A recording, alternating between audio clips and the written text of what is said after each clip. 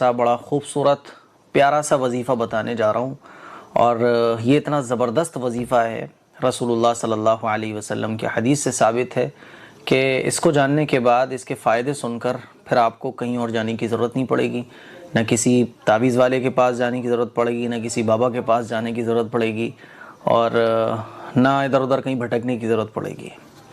حضرت عبداللہ ابن خبیب رضی اللہ تعالیٰ عنہ ایک صحابی ہیں، وہ روایت کرتے ہیں کہ ہم حضور اکرم صلی اللہ علیہ وسلم کو بارش کی رات اور سخت اندھیرے میں تلاش کر رہے تھے۔ یہ صحابی ہیں جو حضور کو تلاش کر رہے تھے، کسی وجہ سے تلاش کر رہے ہوں گے کہ آپ صلی اللہ علیہ وسلم کو ہم پا گئے، یعنی حضور اکرم صلی اللہ علیہ وسلم کو انہوں نے پا لیا۔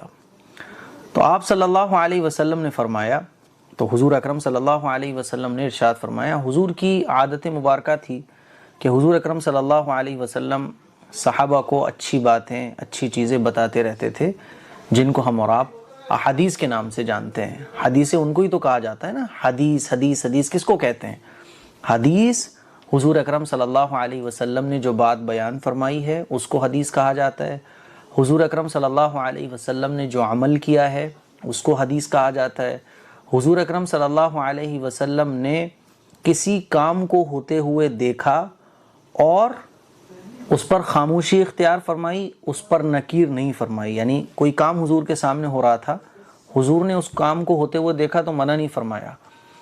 اس کام کو جب بیان کیا جاتا ہے تو وہ بھی حدیث کہا جاتا ہے اس کو بھی، ٹھیک ہے؟ تو حضور نے جو بیان فرمایا وہ بھی حدیث ہے، حضور نے جو کیا وہ بھی حدیث ہے، اور جو حضور نے ہوتے ہوئے دیکھا اور اس کو منع نہیں فرمایا، روکا نہیں، تو وہ بھی اس کو بھی حدیث کہا جاتا ہے۔ یہ کچھ باتیں ہوتی ہیں جو بیچ بیچ میں آپ لوگوں کو بتا دیتا ہوں تاکہ آپ لوگوں کے علم میں اضافہ ہو۔ تو حضور اکرم صلی اللہ علیہ وسلم نے ارشاد فرمایا، 3 بار قل هو اللہ احد، اور 3 بار قل اعوذ برب الفلق، اور 3 بار قل اعوذ برب الناس صبح اور شام پڑھ لیا کرو، یہ تمہارے لیے ہر چیز سے کافی ہو جائے گا۔ اور یہ حدیث مشکات شریف میں موجود ہے۔ تو یہ جو چھوٹا سا وظیفہ ہے، 3 بار قل هو اللہ احد، 3 بار قل اعوذ برب الفلق، اور 3 بار قل اعوذ برب الناس صبح شام پڑھنا، یہ وظیفہ جو ہے نا ہر شر سے بچانے کے لیے کافی ہے، ہر مصیبت کی چیز سے بچانے کے لیے کافی ہے۔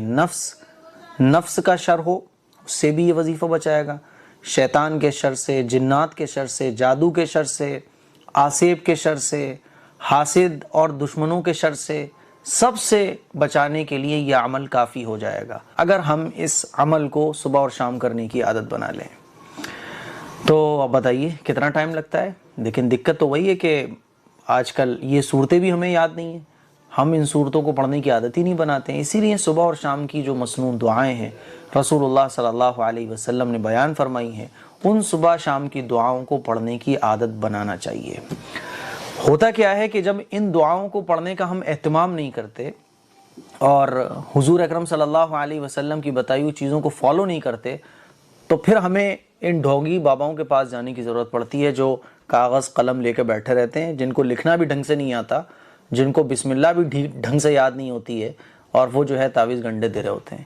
ہمارے فیروز آباد میں ایک پتہ ہے آپ کو کنٹرول چلاتا تھا، وہ آدمی، اس کا کنٹرول جو ہے وہ فلاپ ہو گیا، کنٹرول چلاتے چلاتے اس نے یہی شروع کر لیا، اب وہ کنٹرول بھی چلاتا ہے، کلین شیو ہے، اور صاحب یہی لے کے بیٹھ گیا وہ فلیتے فلاتے، اور جو کاغذ پین وغیرہ لے کے بیٹھ گیا، بس یہ کرتا رہے گا۔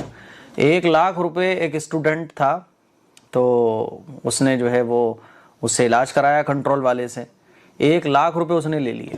اس کے بعد پھر وہ ہمارے والد صاحب کے پاس آیا وہ اسٹوڈنٹ، اور اس نے ساری کہانی بتائی۔ تو ہم نے اسے بولا کیا یار تم بتاؤ، تھوڑا سا تو سینس ہونا چاہیے تمہارے اندر۔ تو وہ بولا کیا بتائیں، بس مفتی صاحب پھنس گئے، کیا کر سکتے ہیں۔ اب وہ 1 لاکھ روپے واپس نہیں کر رہے، کام بھی نہیں ہو رہا اور 1 لاکھ روپے واپس بھی نہیں کر رہا ہے۔ تو اس طرح کے لوگ پڑے ہوئے ہیں جو لوٹنے کے لیے بیٹھے ہیں۔ 1 لاکھ روپے اس نے لے لیے، بھیڑ لگی رہتی ہے، اور ہم یہاں صحیح بات بتاتے ہیں تو لوگ سنتے نہیں ہیں، کیونکہ لوگ صحیح بات سننا ہی نہیں چاہتے ہیں۔ انڈیا میں حقیقت یہ ہے، انڈینز کی کیا کہنا، مسلمانوں میں بھی مسلمان صحیح بات نہیں سننا چاہتے ہیں۔ اسی لیے میرے عزیز بھائیوں، میری بہنوں، دین پر عمل کیجئے، دین کو فالو کیجئے، دین کو سمجھیے، دین کو سیکھیے، اور دین سکھائیے دوسروں کو۔ اور اس طرح کے جو لوگ ہیں ان سے بچنے کی کوشش کیجیے۔ امید ہے یہ کلپ آپ لوگوں کو پسند آئی ہوگی، اس کلپ کو شیئر کریں۔ السلام علیکم۔